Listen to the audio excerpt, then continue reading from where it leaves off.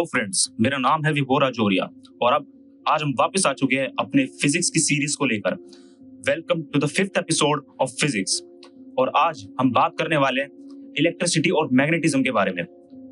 हम पहले ही से ही 1, 2, 3, 4 4 एपिसोड्स ला चुके हैं फिजिक्स से। सो अगर आपने नहीं देखे हैं तो अभी के अभी ट्यून कीजिए इस आई बटन पे क्लिक कर। चलिए आज हम शुरू करेंगे अपना 5th एपिसोड ऑफ फिजिक्स।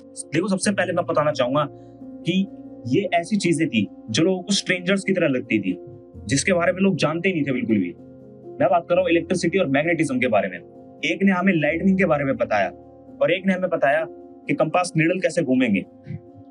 पर 19th सेंचुरी के अंदर साइंस ने एक हिडन ट्रुथ को अनकवर किया और वो ये था कि ये जो दो चीजें थी हमारी कॉस्मिक फील्ड के अंदर, ये थी इलेक्ट्रोमैग्नेटिज्म की, यानी कि जिसको अभी तक हम अलग अलग कंसीडर कर रहे थे, इलेक्ट्रिसिटी अलग और मैग्नेटिज्म अलग, वो अलग नहीं बल्कि एक ही यूनिफाइड फील्ड है जिसका नाम है इलेक्ट्रोमैग्नेटिज्म। तो आइए बात करते हैं इसके अंदर डिटेल में और जानते हैं कि इलेक्ट्रोमैग्नेटिज्म है क्या।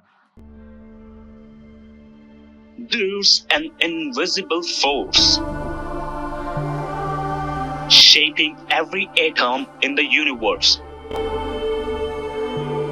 It pulls, it pushes, it moves the world without ever being seen.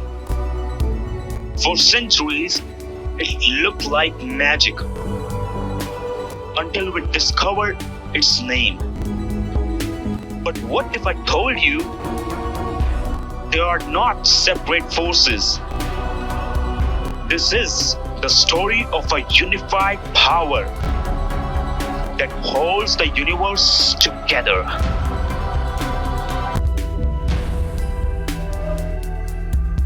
The study of electricity and magnetism.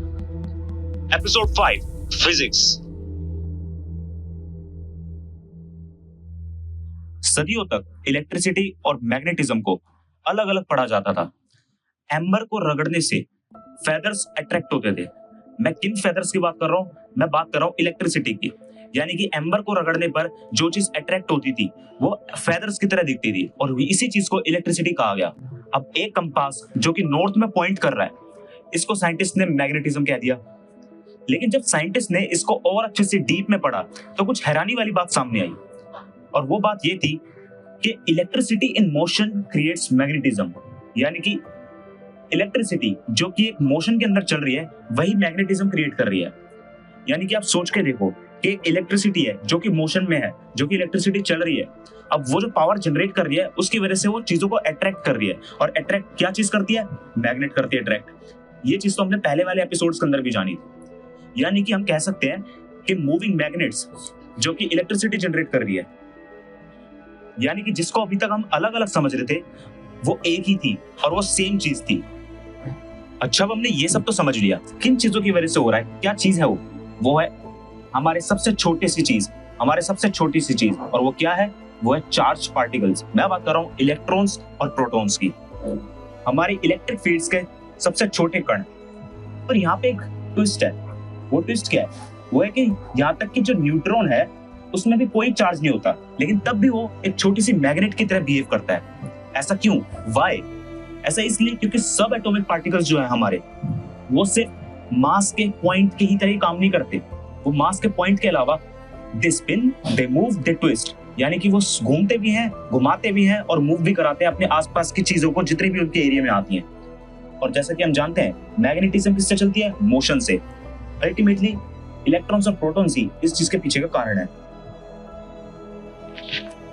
अब हम बात करते हैं मैग्नेटिक मोनोपोल्स की मिस्ट्री के बारे में। अब देखो, सबसे पहले हम समझते हैं कि मोनोपोल क्या चीज होती है।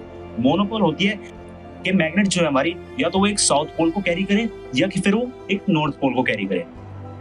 अब मान लीजिए, आप जानते हैं जैसे कि मानो कि एक इलेक्ट्रॉन है जो कि एक नेगेटिव चार्ज कैरी कर रहा है, तो क्या एक मैग्नेट सिंगल पोल को कैरी नहीं कर सकती? क्या कर सकती है। और इसी चीज के ऊपर, मैग्नेटिक चार्ज के ऊपर फिजिसिस्ट ने सर्च करते गए, लेकिन अभी तक हमें ये ढंग से डिसाइड नहीं हो पाया कि क्या वो नॉर्थ में कैरी कर सकती है या साउथ पोल को कैरी कर सकती है। कोई ऐसा मैग्नेटिक मोनोपोल अभी तक हमें नहीं मिला है। जिसके बारे में हम कुछ कह सके। इसका मतलब हम कह सकते हैं कि मैग्नेट्स को एक श्राप मिला है, और वो श्राप क्या है कि नॉर्थ और साउथ के पेयर में रहना, अलग अलग नहीं, पेयर में जीना, और एक साथ ही डांस करते रहना कि कोई साउथ में खींच रहा है तो कोई नॉर्थ में खींच रहा है। अब जब हम ये जान ही चुके हैं तो इसके फील्ड को कैसे छोड़ दें, तो हम बात करते हैं फील्ड कॉन्सेप्ट के बारे में। देखो, हमने अभी तक ये पढ़ा है, स्कूल्स में भी ये पढ़ा है कि जो डिस्टेंस होता है फोर्स को उसी के द्वारा मापा जाता है। लेकिन आप अभी के लिए इन चीजों को भूल जाओ, क्योंकि ये जो फील्ड कॉन्सेप्ट है ये बिल्कुल ही अलग है, क्योंकि फील्ड्स जो है वो सारी चीजें बदल देती हैं।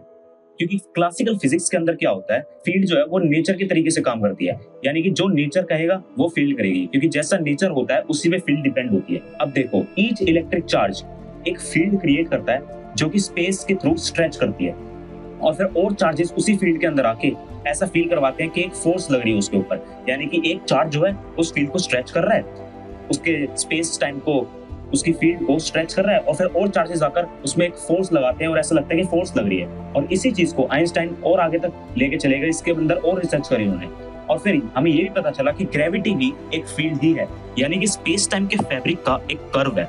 और ये चीज अब हमें पता चल चुकी है कि ये कोई मैजिक नहीं है, ये बस लोकल रूल्स है जो बनाए गए हैं और जिस चीज पे हम टिके हुए हैं, और इसी को फील्ड कॉन्सेप्ट कहा जाता है। फिर उसके बाद आए जेम्स क्लर्क मैक्सवेल, एक ऐसा माइंड जिसने अनदेखी चीजों पर गौर किया।